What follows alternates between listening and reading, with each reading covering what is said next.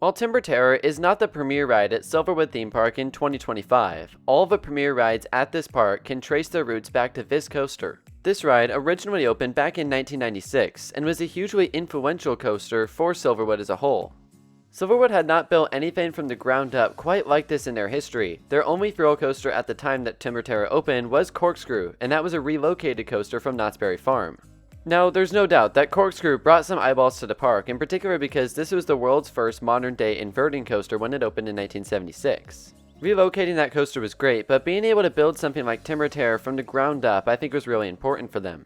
Part of the goal of this attraction was to bring eyes to the park, to function as a billboard, both literally and figuratively. I say literally because they do have a sign with Silverwood's name planted on the side of the lift hill. So they succeeded in bringing attention to the park from a local standpoint, but I think it also brought attention to the park from all around the country. This was going to be the main draw for coaster enthusiasts and a lot of people around the country to come visit this park in Idaho. And it's pretty clear that post-Timber Terror Silverwood was a completely different animal than pre-Timber Terror Silverwood. Of course, Silverwood was only made better a couple years later when Tremors was added, the running mate to Timber Terror. For the past 25 years plus, these two wood coasters have been a great 1-2 punch in that department, and I would say that for the most part, Silverwood has done a very fair job maintaining both of these attractions.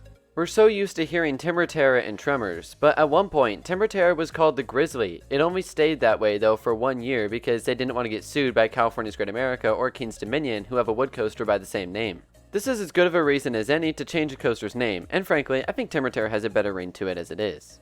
Custom Coasters International helped finalize this coaster, but this ride was really the brainchild of park owner and founder Gary Norton.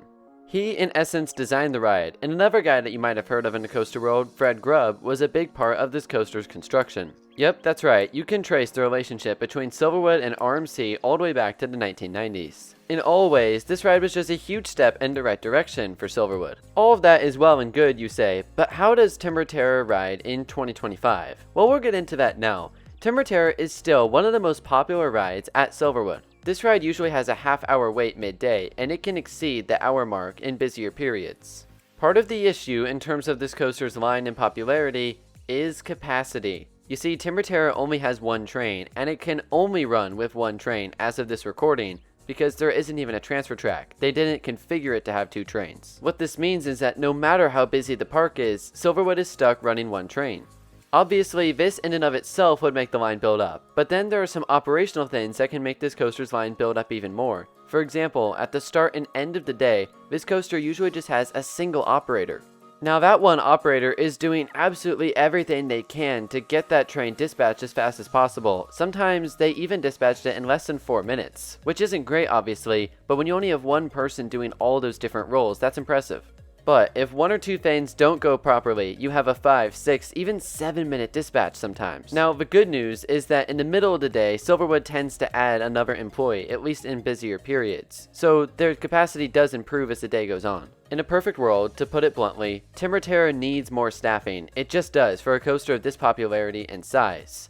One thing that I would really love to see this coaster get next year for its 30th anniversary or sometime in the near future is what I'm calling the Tremors treatment.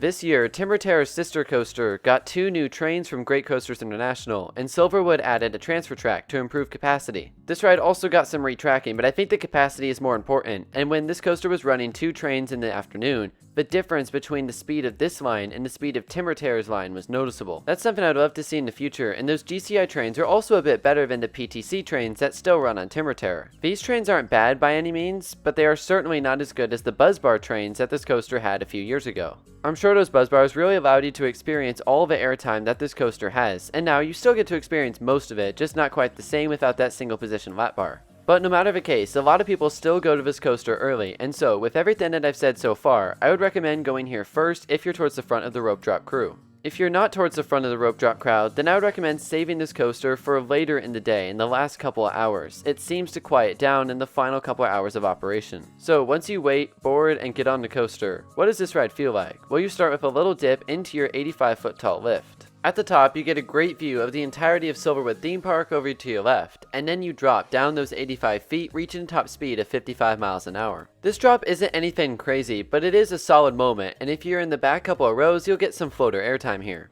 Timber Terror has some spots of airtime, but this is probably the strongest moment you're going to get, especially if you're towards the back. Then you have your first airtime hill. This one does not have super strong airtime. Everyone in the train will get just a little lift out of their seat. At times, that's a common theme for this coaster. Next up is a double up. As is typically the case on these elements, the first half of the element, the first dip, is better in the front, but the second dip and the drop off that dip is better in the back. Overall, this is not a bad moment, though I do think it could be better. There's also a nice hand chopper effect with the structure that you go underneath. At this point, you've hit the far point of the out and back layout, and so you twist down to the left, then back up to the right to get you back towards where you came from. This coaster has seen some retracking from RMC throughout the years, and I hear that this moment was better in some ways before the retracking in terms of the fact that it was more forceful. As it is right now, there are some light laterals going both ways, but nothing that I would consider super forceful. So then you twist up to the right and have one of your bigger drops on the coaster. This one does give some good airtime in the back. And once again, you get a nice hand/head chopper as you fly under the structure. From here, like the outward leg, the return leg is just pretty much airtime hills. You got back-to-back airtime hills before the ride's final helix. Like some of the other hills on Timber Terror, these can provide light floater airtime, but I would say in most cases, nothing more. To end the coaster, you then rise up and into your big helix. This one goes to the right and produces some solid laterals, pushing you to the left side of the train. You carry decent speed throughout, and for lateral forces, this is the best moment you're going to find on Timber Terror.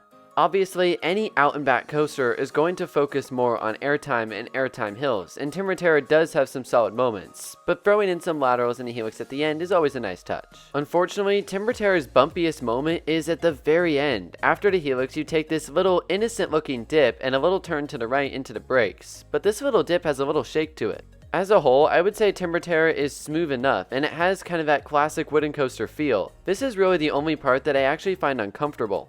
In future seasons, or if Timber Terror gets the Tremors treatment next year, this section needs the most retracking of any part in the ride, which is kind of odd because it seems like such an innocent, mundane moment, but there you go. But with that out of the way, you end the 2,700 foot long coaster. Timber Terror does feel like it's on the shorter side a little bit.